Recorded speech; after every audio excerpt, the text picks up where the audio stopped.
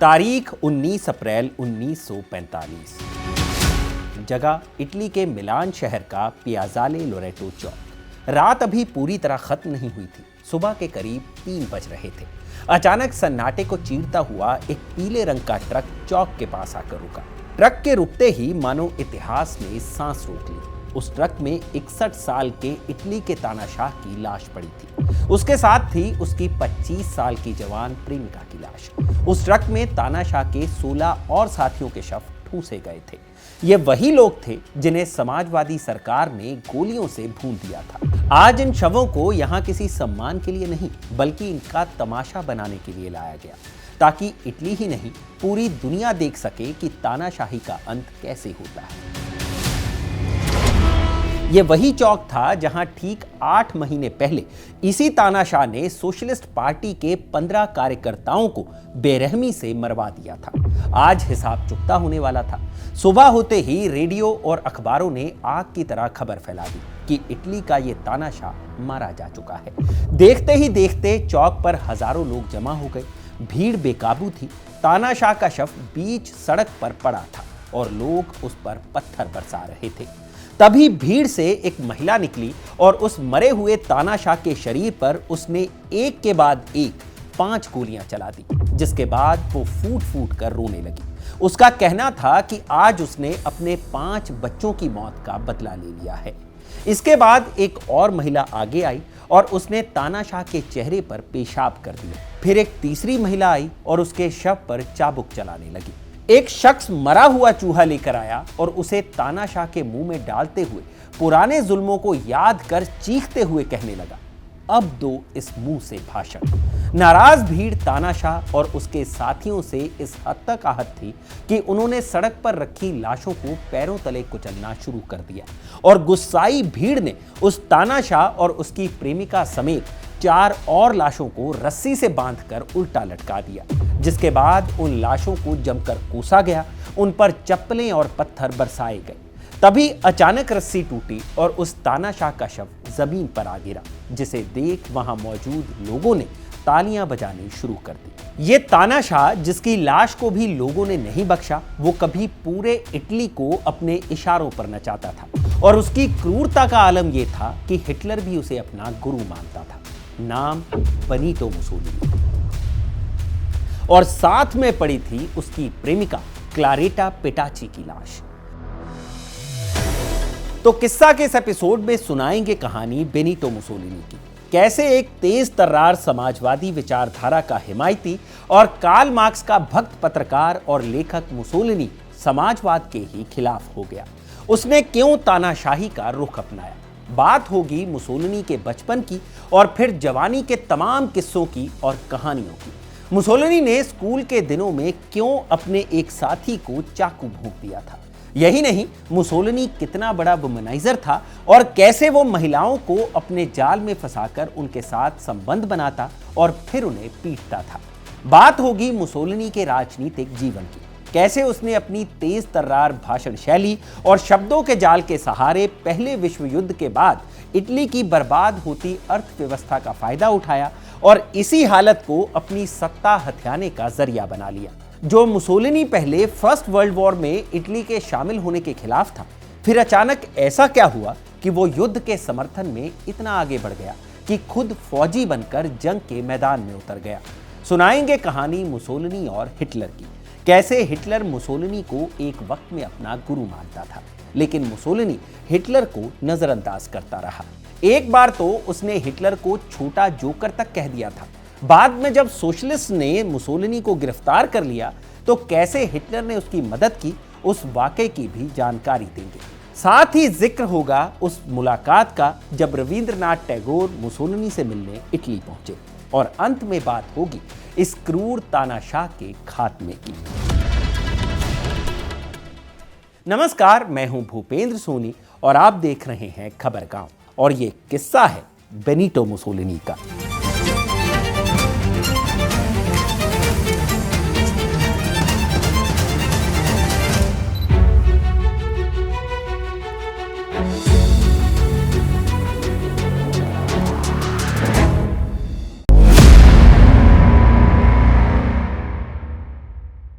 तारीख 29 जुलाई 1883। इटली के फोरली चेसेना प्रांत के छोटे से कस्बे प्रेडा प्रेडापियो में एक बच्चे ने जन्म लिया। बच्चे का नाम रखा गया बेनिटो मुसोलिनी। बेनिटो मुसोलिनी के पिता एलेजांद्रो मुसोलिनी पेशे से लोहार थे। हथौड़ा और लोहे के बीच उनकी रोजी रोटी चलती थी, लेकिन उनका असली जुनून राजनीति था। वो छोटी उम्र से ही इटली के क्रांतिकारी समाजवादी आंदोलनों से जुड़े हुए थे। इसी वजह से 1870 के दशक के आखिर और 1880 के दशक की शुरुआत में उन्हें कई साल तक घर में ही नजरबंद रहना पड़ा। बेनिटो के जन्म से ठीक एक साल पहले ही उन्हें पूरी आजादी मिली थी। बेनिटो मुसोलिनी की मां का नाम रोजा माल्तोनी था। वो एक स्कूल टीचर थी। घर की नियमित आमदनी उन्हीं से आती थी। बेनिटो अपने माता पिता की पहली संतान था। उसके बाद एक भाई अर्नाल्डो और एक बहन एडवीजे पैदा हुए। बेनिटो मुसोलिनी एक ऐसे इटली में बड़ा हो रहा था जो अभी अभी एक देश बना था। बाहर से इटली साम्राज्य बनने का सपना देख रहा था, लेकिन अंदर से गरीबी, बेरोजगारी और असंतोष से जूझ रहा था। बड़ी संख्या में लोग बेहतर जिंदगी की तलाश में देश छोड़कर विदेश जा रहे थे। ये माहौल बेनिटो के मन में कई गहरे सवाल पैदा कर रहा था। बचपन में बेनिटो पर सबसे गहरा असर उसके पिता का पड़ा। वो अक्सर अपने पिता की दुकान पर काम में हाथ बटाने चला जाता था। पिता एलेजांद्रो उसे क्रांतिकारी नेताओं की कहानियां सुनाते। उनमें ज्यादातर कहानियां कार्ल मार्क्स की हुआ करती थी। बचपन से ही राजनीति में दिलचस्पी बढ़ने लगी थी। घंटों समाजवाद से जुड़ी कहानियां किताबों में तलाशता था। उसे लगता था कि मैं लोगों की आवाज बनूं। घंटों आईने के सामने खड़े होकर भाषण देने की प्रैक्टिस किया करता था। तरह तरह के पोज बनाकर मुसोलिनी बातें किया करता था। मुसोलिनी पढ़ाई लिखाई में काफी तेज तर्रार था, लेकिन गुस्सा उसकी सबसे बड़ी कमजोरी थी। छोटी छोटी बातों पर वो आपा खो देता था। यही गुस्सा कई बार उसके लिए मुसीबत का सबब बनकर खड़ा हो गया। एक बार की बात है, मुसोलिनी की उम्र उस वक्त यही कोई 10 बरस के आसपास थी। स्कूल के किसी साथी के साथ उसका झगड़ा हो गया। मुसोलिनी ने धारदार चाकू से उस लड़के के ऊपर हमला कर दिया। सामने वाला लड़का खून से सन गया। मुसोलिनी की इस हरकत की वजह से उसे स्कूल से बाहर कर दिया गया। बाद में उसका दाखिला किसी दूसरे स्कूल में करवाया गया।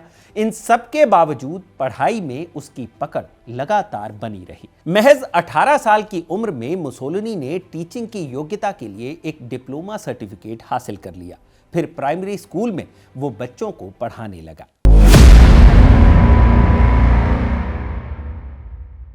मुसोलिनी कम उम्र में टीचर बन चुका था, लेकिन जैसे जैसे वो जवान हो रहा था, उसकी पर्सनैलिटी में तेजी से निखार आ रहा था। चेहरा खूबसूरत था, कद काठी अच्छी थी। अपनी बोली से सामने वाले को वो रिझा सकता था।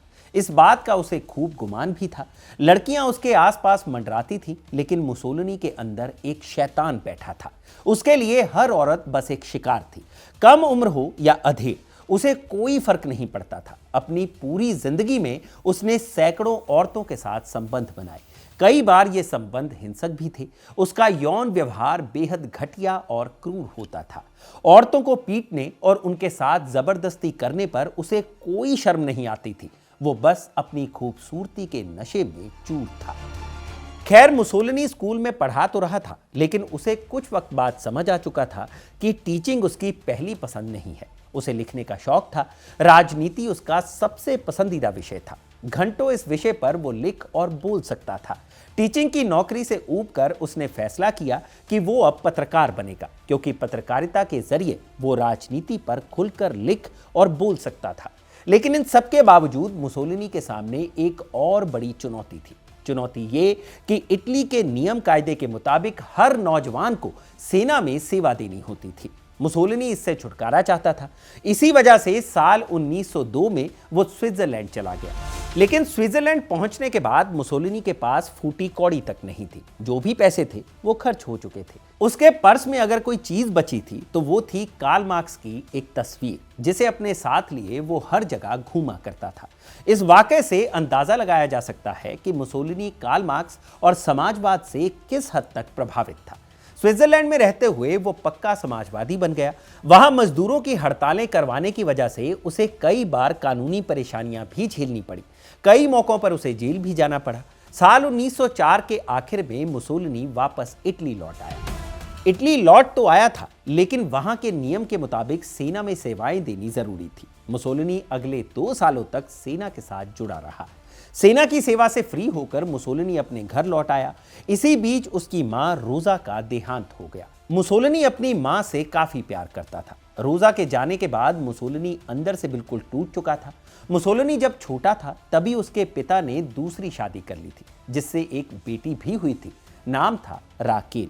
मुसोलिनी की मां की मौत के समय राकेल थोड़ी जवान हो चुकी थी। उम्र उसकी यही कोई 15-16 साल के आसपास रही होगी। मुसोलिनी का दिल अपनी सौतेली बहन राकेल पर आ गया। उसे वो चाहने लगा।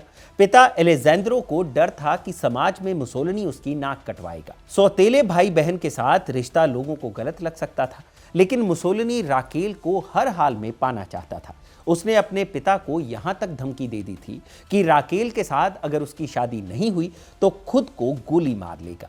एक बार तो उसने गोली मारने का नाटक भी किया। मुसोलिनी जिद्दी भी था।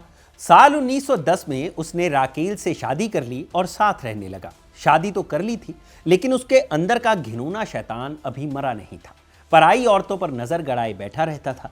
जल्द ही उसने राकेल को भी छोड़ दिया। उसने दूसरी औरत ईडा डालसा से शादी कर ली। उनसे उसका एक बेटा हुआ। नाम रखा बेनिटीनो, यानी छोटा बेनीटो। लेकिन कुछ ही वक्त बाद मुसोलिनी इस परिवार से भी ऊब गया। वो उन्हें भी छोड़कर चला गया।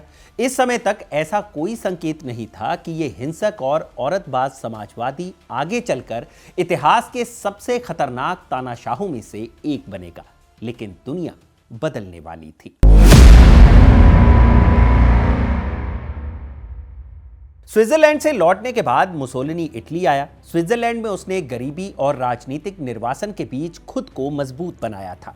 इटली आकर उसने सेना में भी सेवा दी, लेकिन उसका असली जुनून पत्रकारिता ही था।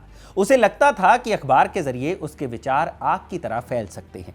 उस समय तक वो अखबारों में सैकड़ों कॉलम्स लिख चुका था। उसके लेखों में समाजवाद की आग और क्रांति की साफ पुकार नजर आती थी। साल 1912 तक आते आते मुसोलिनी इटालियन सोशलिस्ट पार्टी यानी पीएसआई में शामिल हो गया। पार्टी ने उसे एक बड़ा मौका दिया। उसे पार्टी के मुख्य अखबार अवांती का संपादक बना दिया गया। मुसोलिनी इस अखबार को इटली में क्रांति का हथियार बनाना चाहता था। वो रोज तेज और तीखे लेख लिखता था। वो पूंजीवाद की बुराइयों पर हमला करता और मजदूरों से एकजुट होने की अपील करता था। उसके शब्दों में इतनी ताकत थी कि अखबार की बिक्री तेजी से बढ़ने लगी। देखते ही देखते मुसोलिनी पार्टी के सबसे चर्चित और युवा चेहरों में शुमार हो गया। इसी दौरान दुनिया एक बड़े और खतरनाक तूफान की तरफ बढ़ रही थी। ये तूफान था प्रथम विश्व युद्ध। शुरुआत में सोशलिस्ट पार्टी की तरह मुसोलिनी भी युद्ध के खिलाफ था। समाजवादियों का मानना था कि यह युद्ध असल में पूंजीपतियों का खेल है। इसमें मजदूरों को एक दूसरे के खिलाफ लड़ाया जाएगा। लेकिन धीरे धीरे मुसोलिनी के दिमाग में एक नया विचार पनपने लगा। वो सोचने लगा कि अगर इटली इस युद्ध में शामिल होता है तो देश की राजनीति हिल सकती है। युद्ध की आग से क्रांति की चिंगारी भड़क सकती थी। पुरानी व्यवस्था टूट सकती है। ये सोच उसे बहुत लुभाने लगी। इसी वजह से उसने अपने अखबार अवांती के जरिए युद्ध के समर्थन में लिखना शुरू कर दिया। बस यहीं से पार्टी के अंदर हंगामा मच गया। अप्रैल 1915 में जब मुसोलिनी ने युद्ध के समर्थन में प्रदर्शन करवाए तो पुलिस ने उसे गिरफ्तार कर लिया। सोशलिस्ट पार्टी और अवांती के उसके साथी इस कदम से बिल्कुल सहमत नहीं थे। उन्हें लगा कि मुसोलिनी ने समाजवाद के सिद्धांतों से गद्दारी की है। नतीजा साफ था, उसे पार्टी से निकाल दिया गया। साथ ही उसने अखबार के संपादक पद से भी इस्तीफा दे दिया। यह उसके लिए एक बड़ा झटका था, लेकिन यही झटका आगे चलकर उसकी जिंदगी की एक नई शुरुआत भी साबित होने वाला था।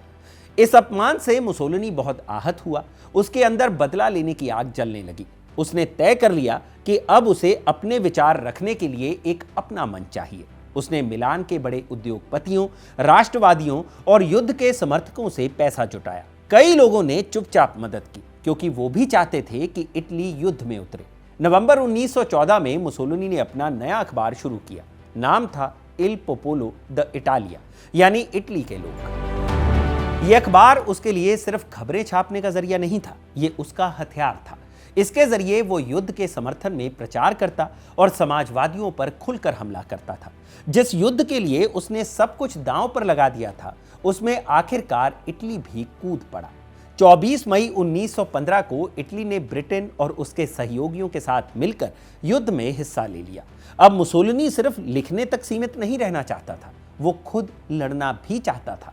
सितंबर 1915 में उसने सेना में भर्ती ली और फ्रंट लाइन पर पहुंच गया, लेकिन युद्ध की बेरहमी ने उसे भी नहीं छोड़ा। फरवरी 1917 में एक मोटार हादसे में वो बुरी तरह घायल हो गया। उसके शरीर में दर्जनों छर्रे घुस गए। इसके बाद उसे बैसाखियों के सहारे चलना पड़ा। अस्पताल में इलाज के दौरान भी वो रुका नहीं। वो बिस्तर पर पड़े पड़े लेख लिखता रहा, साथ ही अपने अखबार इल पोपोलो दा इटालिया को लगातार चलाता भी रहा। इसी दौर में दर्द और अकेलेपन के बीच मुसोलिनी के दिमाग में एक नया विचार आकार लेने लगा। वो सोचने लगा कि इटली में असली क्रांति आने का रास्ता उन सैनिकों से होकर जाता है जो युद्ध की खाइयों से लौट कर आए थे। ये वही लोग थे जिन्होंने मौत को बहुत करीब से देखा था। मुसोलिनी इन्हें ट्रेंच एलीट कहता था। उसके हिसाब से ये ऐसी जमात थी जो पुरानी व्यवस्था से नफरत करती थी और बदलाव के लिए पूरी तरह तैयार थी। नवंबर 1918 में युद्ध खत्म हुआ। इटली तकनीकी तौर पर जीतने वालों में था, लेकिन वर्साय की संधि में उसे कुछ खास हाथ नहीं लगा। ना कोई बड़ा इलाका मिला, ना ही कोई बड़ा आर्थिक फायदा। देश की हालत बिगड़ने लगी, अर्थव्यवस्था चरमरा गई, बेरोजगारी बढ़ गई, सड़कों पर अव्यवस्था और हंगामा आम हो गया। कम्युनिस्ट और समाजवादी रूस की तरह क्रांति की मांग करने लगे। जगह जगह हड़तालें होने लगी और दंगे भड़क उठे। इस बीच मुसोलिनी खुद को पूरी तरह वामपंथ से अलग कर चुका था। उसके विचार अब राष्ट्रवाद की तरफ मुड़ चुके थे। वो इटली की प्राचीन रोमन महानता को फिर से जिंदा करने का सपना देखने लगा। देश के लिए उसका प्यार जुनून में बदल गया। उसे लगने लगा कि इटली को एक ऐसे मजबूत नेता की जरूरत है जो देश को एक बड़ी वर्ल्ड पावर बना सके। अपने इस जुनून को साकार करने के लिए मुसोलिनी ने 23 मार्च 1919 को मिलान में एक बड़ी मीटिंग बुलाई। इस मीटिंग में युद्ध से लौटे सैनिक, राष्ट्रवादी और असंतुष्ट लोग इकट्ठा हुए। उन्होंने एक नया आंदोलन शुरू किया जिसका नाम रखा गया फासियो इटालियानी दी कॉम्बैटिमेंटो, यानी इतावली लड़ाकू दस्ते। इस आंदोलन का प्रतीक था फासियो, प्राचीन रोमन कुल्हाड़ी का बंडल जो ताकत और एकता का प्रतीक माना जाता था। ये लोग खुद को अब फासिस्ट कहने लगे। कई सदस्य युद्ध की काली शर्ट पहनते थे जो बाद में उनकी पहचान बन गई। इन्हें ब्लैक शर्ट्स या स्क्वाड्रिस्टी भी कहा जाने लगा। ये लोग सड़क पर उतर आए। वो बहस या वोटिंग में विश्वास नहीं रखते थे, बल्कि सीधे ताकत से अपना लक्ष्य हासिल करना चाहते थे। मुसोलिनी ने उन्हें हथियारों से लैस किया। ये फासिस्ट समाजवादियों और कम्युनिस्टों पर हमला करते, उन्हें पकड़कर बांधते और जबरन तेज दवाएं जैसे कैस्टर ऑयल पिलाकर उनकी सार्वजनिक बेइज्जती करते। इनके हमलों की तस्वीरें खींची जाती और अखबारों में छपवाई जाती ताकि डर फैल सके। मुसोलिनी को उनके लोग इल डूचे यानी सरदार कहते थे और वो उन्हें लगातार लड़ाकू दस्तों में संगठित करता रहा। कुछ ही महीनों में यह आंदोलन 20,000 से बढ़कर लगभग 2 लाख सदस्यों का हो गया। सड़कों पर फासिस्ट गुंडे कम्युनिस्टों से भिड़ते, जबकि मुसोलिनी पर्दे के पीछे अपनी ताकत बढ़ाता रहता था।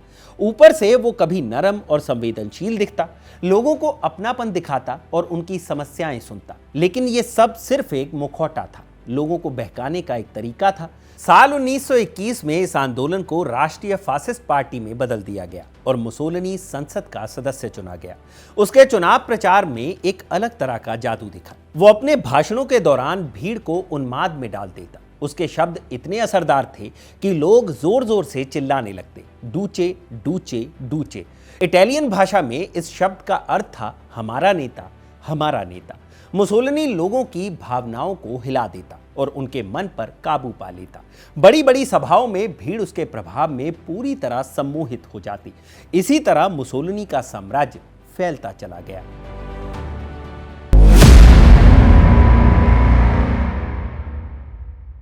साल 1922 में इटली की हालत और ज्यादा खराब हो गई थी। हर तरफ हड़तालें हो रही थी, सड़कों पर दंगे हो रहे थे, सरकार कमजोर और अस्थिर हो चुकी थी, देश लगभग पंगु हो गया था। मुसोलिनी ने इसी हालात को अपने फायदे के लिए इस्तेमाल किया। उसने सोचा कि यही सही मौका है। अपने भाषणों की ताकत से वो हजारों फासिस्टों को सड़कों पर उतारने की योजना बनाने लगा।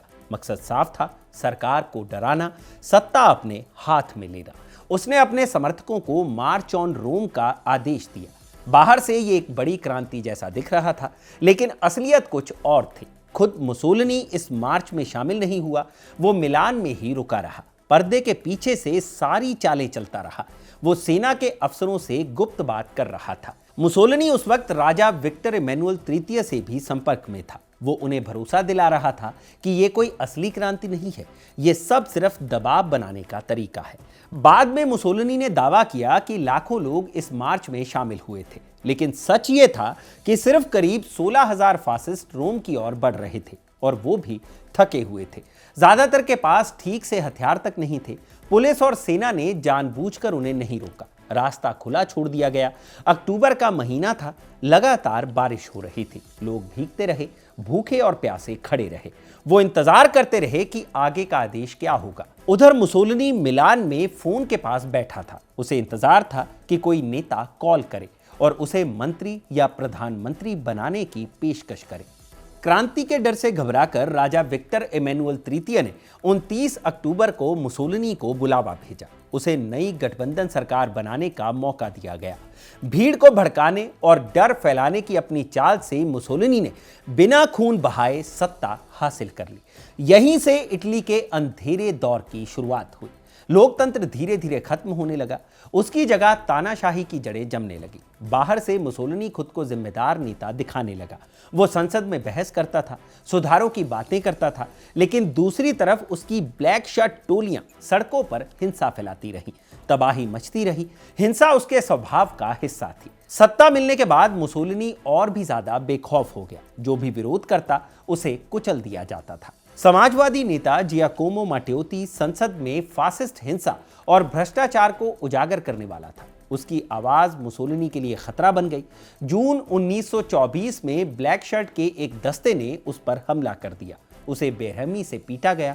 दिल का दौरा पड़ने से उसकी मौत हो गई। उसकी लाश रोम के बाहर एक उथली हुई कब्र में दफना दी गई। जब मुसोलिनी को पता चला कि उसके अपने अंगरक्षकों ने इस सांसद की हत्या की है, तो उसने मामले को दबाने की कोशिश की। गवाहों को डराया गया, जांच को रोक दिया गया। जब माटेओती की लाश मिली तो पूरे इटली में हंगामा मच गया। हर तरफ गुस्सा फैल गया, लेकिन मुसोलिनी ने किसी भी तरह की जिम्मेदारी लेने से इनकार कर दिया। उसने संसद में भाषण दिया, खुद को पूरी तरह निर्दोष बताया, साथ ही फासिस्टों को और सख्त कार्रवाई करने का आदेश दे दिया। इस हत्या का असर बहुत गहरा पड़ा। विरोधी दल डर के मारे चुप हो गए। कई नेता देश छोड़कर भाग गए। पूरे इटली पर खामोशी छा गई। एक अजीब सा सन्नाटा फैल गया। अब मुसोलिनी के सामने कोई बड़ी रुकावट नहीं बची थी। वो अपने सपनों को पूरा करने के लिए आजाद हो चुका था। मुसोलिनी दूसरा रोमन साम्राज्य बनाना चाहता था, एक ऐसा साम्राज्य जो पूरी दुनिया में फैला हो। वो खुद को नया सम्राट मानने लगा था। इस घटना के बाद मुसोलिनी ने अपनी पकड़ और मजबूत कर ली। जनवरी 1925 में उसने संसद में एक ऐतिहासिक भाषण दिया। इस भाषण में उसने फासिस्ट हिंसा की जिम्मेदारी खुद ली। उसी वक्त उसने इटली को खुले तौर पर तानाशाही घोषित कर दिया। फासिस्ट पार्टी को छोड़कर बाकी सभी राजनीतिक पार्टियां बंद कर दी गई। प्रेस पर सख्त सेंसरशिप लगा दी गई। विरोध करने वालों को जेलों में भर दिया गया। मुसोलिनी पूरी तरह लोकतंत्र के खिलाफ हो गया था। उसकी सोच में विरोध की कोई जगह नहीं थी। उसके लिए सिर्फ आज्ञा मानना जरूरी था, सिर्फ वफादारी मायने रखती थी। अब पूरा इटली उसके कंट्रोल में था। इसके बाद वो अपने सबसे बड़े शौक में डूब गया, और वो था दिखावा। फासिज्म में नेता की पूजा सबसे अहम मानी जाती है। मुसोलिनी ने इसे पूरी ताकत से अपनाया। वो हर समय कैमरे के सामने पोज देता रहता था। उसकी आंखें तेज और घूरने वाली दिखाई जाती थी। चेहरा सख्त और आत्मविश्वास से भरा दिखाया जाता था। प्रचार तंत्र उसे एक सुपरमैन की तरह पेश करता था। कभी उसे खेलकूद में माहिर दिखाया जाता, कभी मजबूत शरीर वाला, तो कभी घुड़सवारी करता हुआ, कभी खेत में फसल काटता हुआ। आलम यह था कि मुसोलिनी कमर तक कपड़े उतारकर अपनी छाती दिखाने से भी नहीं हिचकता था। हिटलर जैसा नेता ऐसा करने की सोच भी नहीं सकता था। मुसोलिनी 20वीं सदी के तानाशाहों के लिए एक मिसाल बन गया, एक ऐसा नेता जो जनता को आसानी से सम्मोहित कर सकता था। शुरुआत में फासिज्म के दौर में इटली की हालत कुछ बेहतर होती दिखी। सरकार ने बड़े बड़े प्रोजेक्ट शुरू किए, दलदलों को सुखाया गया, जमीन को खेती लायक बनाया गया, रेलवे का नेटवर्क बढ़ा दिया गया, सड़कें और इमारतें बनी, बेरोजगारी कुछ हद तक कम हो गई, अर्थव्यवस्था में भी स्थिरता आई। देश में मुसोलिनी को लगभग भगवान जैसी हैसियत मिलने लगी।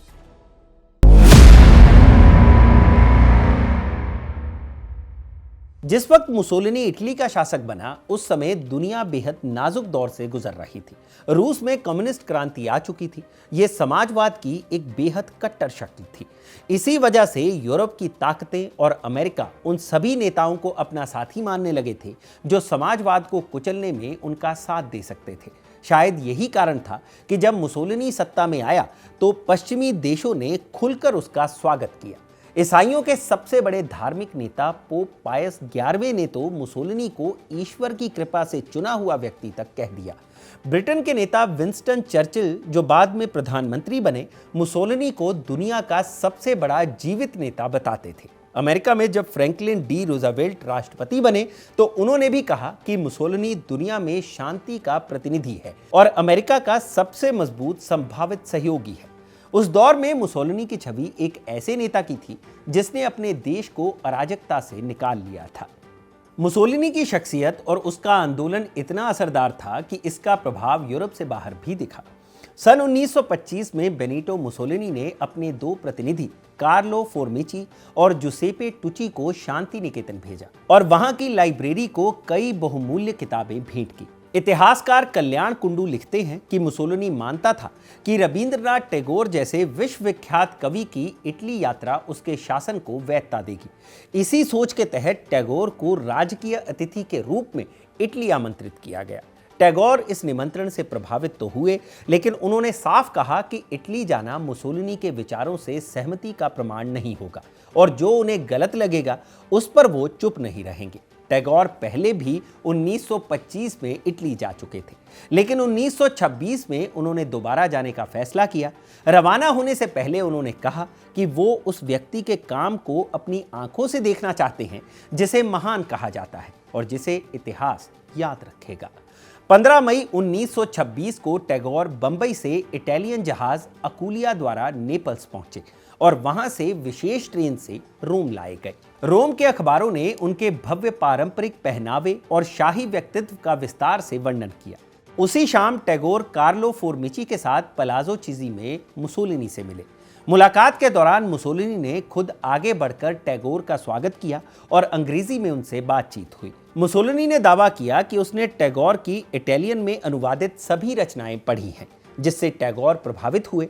हालांकि जीवनीकार डेनिस मैक स्मिथ मानते हैं कि मुसोलिनी अपनी बौद्धिकता को बढ़ा चढ़ाकर पेश करता था। इस बैठक के दौरान मुसोलिनी ने टैगोर से रोम में और रुकने का आग्रह किया, कला पर भाषण देने को कहा और जाते वक्त ये भी कहा कि टैगोर जो चाहे वो पूरा करेगा। मुलाकात के बाद टैगोर ने माना कि मुसोलिनी का व्यक्तित्व अत्यंत प्रभावशाली और चुंबकीय है और यही वजह थी कि कई लोग उसके प्रभाव में आ जाते थे। टैगोर भी इससे अछूते नहीं रहे।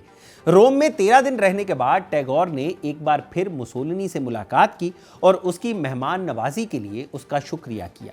इस बातचीत में राजनीति भी आई, जहां मुसोलिनी ने यह तर्क दिया कि कभी-कभी शांति और व्यवस्था के लिए कठोर कदम उठाने पड़ते हैं और मानवाधिकार अस्थायी रूप से पीछे रखे जाते हैं। टैगोर को मुसोलिनी एक दिलचस्प और शक्तिशाली व्यक्ति लगा, लेकिन उन्होंने ये भी कहा कि ताकत होने से गलतियां सही नहीं हो जाती। उस समय टैगोर को यह भरोसा दिलाया गया कि मुसोलिनी ने इटली को अराजकता से बचाया है। यही नहीं, टैगोर के साथ साथ सुनीति चटर्जी, श्यामा प्रसाद मुखर्जी और बिनोय कुमार सरकार जैसे कई भारतीय बुद्धिजीवियों ने भी मुसोलिनी की प्रशंसा की थी। दुनिया भर में George Bernard Shaw, W.B. Yeats और एजरा पाउंड जैसे नाम भी कभी ना कभी मुसोलिनी के पक्ष में बोले थे। टैगोर का दृष्टिकोण कई वर्षों तक नहीं बदला और 1930 में उन्होंने मुसोलिनी को धन्यवाद देते हुए एक और पत्र लिखने का प्रयास किया। हालांकि यह पत्र भेजा गया या नहीं, इस पर इतिहासकारों में मतभेद है। टैगोर की इटली यात्रा के 4 साल बाद महात्मा गांधी भी गोलमेज सम्मेलन से लौटते समय रोम जाने को इच्छुक हुए। रोमिया रोला ने उन्हें टैगोर के अनुभव का हवाला देकर रोकने की कोशिश की, लेकिन गांधी नहीं माने। गांधी मिलान से विशेष ट्रेन द्वारा रोम पहुंचे। पोप ने उनसे मिलने से इनकार कर दिया, लेकिन मुसोलिनी ने उन्हें 20 मिनट का समय दिया। इस मुलाकात के बाद इटालियन प्रेस ने यह दिखाने की कोशिश की कि गांधी मुसोलिनी के प्रशंसक हैं। उनके भाषणों से अहिंसा शब्द जानबूझकर हटा दिया गया और एक अखबार में उनका फर्जी इंटरव्यू तक छाप दिया गया। बाद में गांधी ने लिखा कि मुसोलिनी उनके लिए एक पहेली है। उसके साथ कुछ सुधार आकर्षक है, लेकिन उसकी कठोरता पर निष्पक्ष अध्ययन जरूरी है। समय बीतने के साथ टैगोर भी फांसीवाद की असलियत को समझने लगे। 1935 में इटली द्वारा इथोपिया पर हमले के बाद टैगोर का नजरिया पूरी तरह बदल गया। उन्होंने अफ्रीका नाम से कविता लिखी और मुसोलिनी का एक व्यंग्यात्मक कार्टून भी बनाया। यहीं आकर टैगोर की वो वैचारिक भूल समाप्त हुई, जिसमें वो कुछ समय के लिए फांसीवादी प्रचार के प्रभाव में आ गए थे। उर्दू के महान शायर अल्लामा इकबाल जब 1931 में लंदन राउंड टेबल कॉन्फ्रेंस के लिए गए तो वो खास तौर पर मुसोलिनी से मिलने इटली पहुंचे। मुलाकात के बाद इकबाल मुसोलिनी से इतने प्रभावित हुए थे कि उन्होंने उसके नाम पर एक पूरी नज्म लिख डाली। लेकिन मुसोलिनी का प्रशंसक सिर्फ इकबाल, चर्चिल या रूजवेल्ट ही नहीं थे। जर्मनी का एक नौजवान पूर्व सैनिक भी था जो उसे अपना आदर्श मानता था। उसका नाम था एडोल्फ हिटलर। हिटलर ने मुसोलिनी के फासिज्म से प्रेरणा लेकर उसकी एक और खतरनाक शक्ल तैयार की। इसे नाजीवाद कहा गया। इसके तहत जर्मन नस्ल को दुनिया की सबसे श्रेष्ठ और सर्वोच्च कौम बताया गया। हिटलर मुसोलिनी की बहुत इज्जत करता था।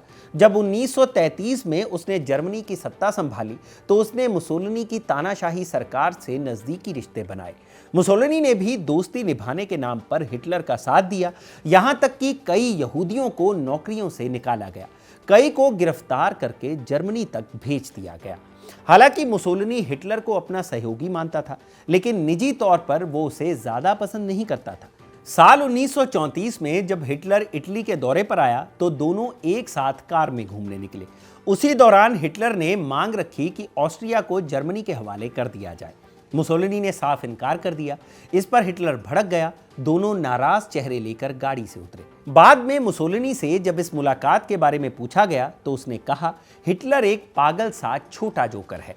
लेकिन वक्त के साथ हालात बदल गए। कुछ ही समय बाद मुसोलिनी ने ऑस्ट्रिया को जर्मनी के हवाले कर दिया। इसके बाद दोनों के रिश्ते फिर से बेहतर हो गए। यही वो मोड़ था जहां से ये दोस्ती दुनिया को एक और भयानक तबाही की तरफ ले जाने वाली थी। मुसोलिनी अब सिर्फ इटली तक सीमित नहीं रहना चाहता था। उसने देश की सरहदों से बाहर सोचना शुरू कर दिया था। साल 1935 में उसने हिटलर की मदद से अफ्रीकी देश इथियोपिया पर हमला कर दिया। कुछ ही समय में उस पर कब्जा कर लिया गया। इसके कुछ साल बाद उसने यूरोप के छोटे देश अल्बानिया को भी अपने कब्जे में ले लिया। उधर मुसोलिनी का दोस्त हिटलर अपने कट्टर विचारों की वजह से दूसरा विश्व युद्ध छेड़ चुका था। वो लगातार जीत रहा था। पोलैंड और फ्रांस में उसकी जीत ने मुसोलिनी को जलन से भर दिया। वो नहीं चाहता था कि पूरा यूरोप हिटलर अकेले ही निकल जाए। इसी जलन में मुसोलिनी भी दूसरे विश्व युद्ध में कूद पड़ा। सबसे पहले उसने ग्रीस पर हमला किया। ग्रीस और इटली की यह लड़ाई दूसरे विश्व युद्ध की सबसे दिलचस्प लड़ाइयों में गिनी जाती है। एक तरफ इटली जैसी बड़ी ताकत थी, दूसरी तरफ ग्रीस जैसा छोटा और कमजोर देश। मुसोलिनी ने ग्रीक नेताओं और जनरलों को रिश्वत तक की पेशकश की। कहा गया कि अगर वो देश सौंप दें तो उन्हें माला माल कर दिया जाएगा। लेकिन ग्रीस लालच में नहीं आया। गुस्से और जीत के जुनून में मुसोलिनी ने हमला कर दिया। नतीजा उसके लिए शर्मनाक साबित हुआ। ग्रीक सेना ने इटली की फौज को पीछे धकेल दिया। इटली के सैनिक उल्टे पांव भागने लगे। इतना ही नहीं, ग्रीक सेना उनका पीछा करते हुए अल्बानिया तक घुस आई। ब्रिटेन, जो ग्रीस का साथी था, उसने भी इटली के जहाजों को तबाह करना शुरू कर दिया। अब हालात मुसोलिनी के हाथ से निकलने लगे। घबराकर उसने उसी दोस्त से मदद मांगी जिसे वो कभी पागल और छोटा जोकर कह चुका था। हिटलर ने मदद करने से पहले मुसोलिनी को डांटा। कहा कि ग्रीक पर हमला करने से पहले मुझसे क्यों नहीं पूछा। किसी तरह मुसोलिनी ने हिटलर को मनाया। साल 1941 में जर्मन सेना ग्रीस पर टूट पड़ी। सिर्फ 3 हफ्तों में ग्रीस हार गया। लेकिन इस जीत ने मुसोलिनी की छवि को बचाया नहीं। ये उसकी चमकदार छवि में पहली बड़ी दरार थी। इटली की जनता का भरोसा अब उससे उठने लगा था। देश के अंदर विरोधी ताकतें मजबूत होने लगी थी। अगले 3 सालों में उसकी सेनाओं को सोमालिया, इथियोपिया, उत्तरी अफ्रीका और रूस में भी करारी हार मिली। आखिरी झटका साल 1943 में लगा।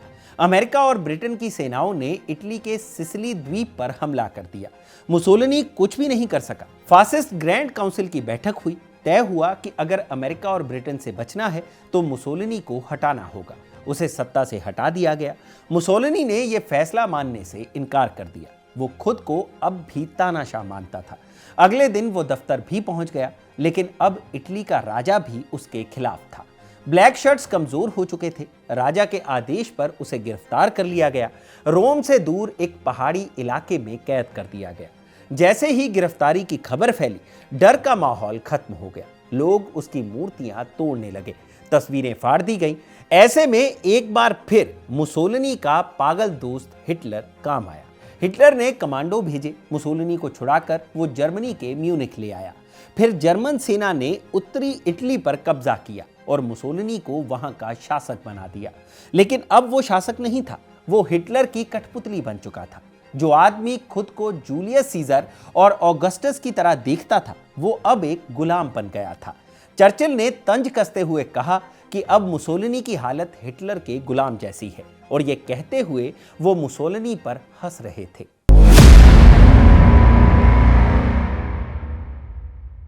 वक्त बीतता गया और साल 1945 आ गया। जर्मनी, जो दूसरे विश्व युद्ध का सबसे बड़ा खिलाड़ी था, अब मैदान छोड़ रहा था। हिटलर की सेनाएं हर मोर्चे पर हार रही थी। जो मुसोलिनी अब तक हिटलर की मदद से जिंदा था, वो भी अकेला और बेबस होता जा रहा था। जब हिटलर की हार तय दिखने लगी तो मुसोलिनी ने इटली से भागने का फैसला किया।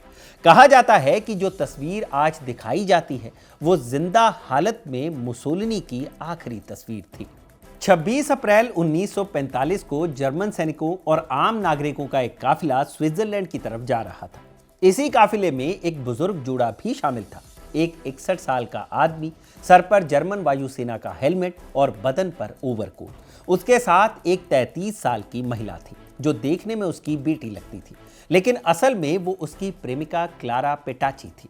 अगले दिन 27 अप्रैल को ये काफिला स्विट्जरलैंड से करीब 25 किलोमीटर दूर झील किनारे बसे कस्बे डोंगो पहुंचा। वहां समाजवादियों के एक हथियारबंद समूह ने काफिले को रोक लिया। जर्मनों की हार के बाद समाजवादी ताकतवर हो चुके थे। वो मुसोलिनी के समर्थकों को चुन चुन कर मार रहे थे। तलाशी के दौरान किसी ने उस बुजुर्ग जर्मन सैनिक को पहचान लिया। वो कोई और नहीं बल्कि बेनिटो मुसोलिनी था। मुसोलिनी को पकड़कर समाजवादी खुशी से उछल पड़े। उसे और क्लारा दोनों को एक फार्म हाउस में बंद कर दिया गया। अगली सुबह हथियारबंद लोग उन्हें बाहर निकालकर पास के गांव ले गए। वहां पत्थर की एक दीवार के सामने दोनों को खड़ा कर दिया गया। मुसोलिनी समझ चुका था कि अब बचने का कोई रास्ता नहीं है। कहा जाता है कि उसने सामने खड़े आदमी से कहा कि निशाना मत चूकना, गोली सीधे दिल में लगनी चाहिए। यह भी कहा जाता है कि आखिरी वक्त में वो पूरी तरह खामोश रहा। जिसने गोली चलाई उसी ने उसके जीवन का अंत कर दिया। क्लारा और उसके कई फासिस्ट साथियों को भी वहीं मार दिया गया। इसके बाद सभी लाशों को एक ट्रक में लादकर मिलान लाया गया, वही शहर जहां उसने फासिस्ट पार्टी बनाई थी। लाशों को शहर के चौराहे पर कचरे की तरह फेंक दिया गया। लाखों लोग देखने पहुंचे। लाशों की बेइज्जती की गई, उन्हें उल्टा लटकाकर पत्थर मारे गए। कुछ और फासिस्ट नेताओं को भी वहीं लाकर मार दिया गया। उनमें एक शख्स ऐसा भी था जिसने कभी मुसोलिनी को देवता कहा था। उसे खास तौर पर मुसोलिनी की लाश के सामने लाया गया। उससे कहा गया कि अपने देवता का अंजाम देख लो, लेकिन उसने आखिरी सलाम किया और उसे भी गोली मार दी गई। बाद में मुसोलिनी की लाश को एक कब्रिस्तान में दफना दिया गया, लेकिन विवाद यहीं खत्म नहीं हुआ। लोग उसकी कब्र पर जाकर बेइज्जती करने लगे। अप्रैल 1946 में उसके समर्थकों ने कब्र खोदकर उसकी लाश बाहर निकाली, उसे नहलाया और अपने साथ ले गए। एक चिट्ठी छोड़ दी गई। कई महीनों की तलाश के बाद अगस्त में सरकार ने मिलान के दक्षिण में एक इमारत में मुसोलिनी के अवशेष बरामद किए।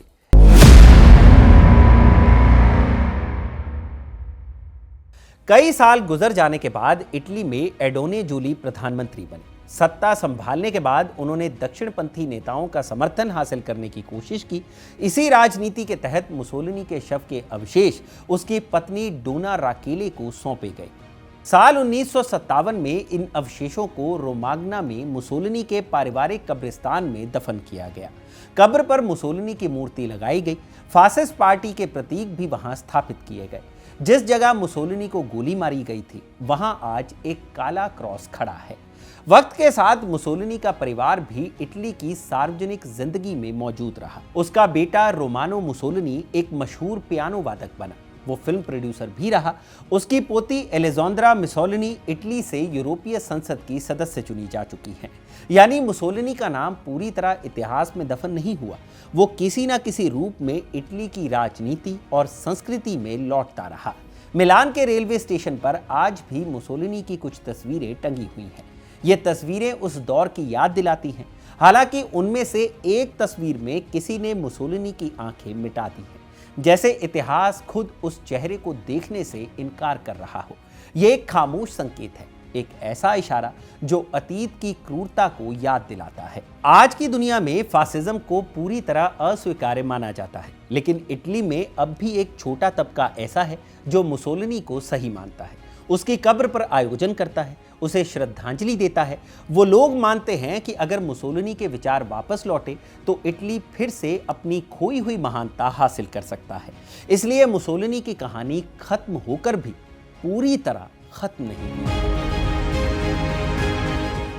तो ये थी बेनिटो मुसोलिनी के जीवन की पूरी कहानी, जिसे लिखा था मेरे साथी रब्बानी आजाद ने, और इसे कैमरा के पीछे रिकॉर्ड किया है मेरे साथी आनंद ने। ये कहानी आपको कैसी लगी हमें कमेंट सेक्शन में जरूर बताइएगा, और जानकारी से भरे ऐसे ही और वीडियोस देखने के लिए सब्सक्राइब करें हमारा चैनल खबरगाम। मैं हूं भूपेंद्र सोनी, इजाजत दीजिए, शुक्रिया।